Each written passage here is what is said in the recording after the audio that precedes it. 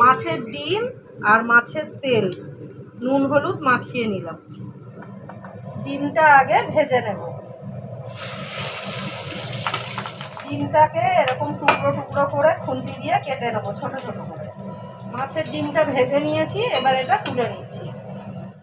5 ফোড়ন দিলাম, কুচানো রসুন দিলাম। রসুনটা একটু নেড়ে নিয়ে কুচানো পেঁয়াজ দিয়ে দিলাম, চেরা কাঁচা লঙ্কা দিয়ে দিলাম, মাছের তেলটা এতে দিয়ে দিলাম। মাছের তেলটাকে একটু ভেজে নেব। একটুখানি আদা কুচিয়ে দিলাম। এবার টুকরো করে কেটে নেওয়া আলু দিয়ে দিলাম। নুন দিলাম, হলুদ দিলাম, জিরের গুঁড়ো দিলাম।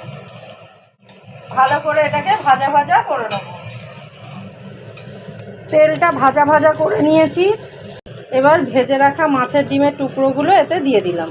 এগুলো দিয়েও আবারও একটু ভেজে নেব। মাছের ডিম দিয়ে তেল চচ্চড়িটা রেডি হয়ে গেছে। এবার এটা নামিয়ে নেব। নতুন বন্ধুদের সাবস্ক্রাইব করার জন্য অনুরোধ রইল।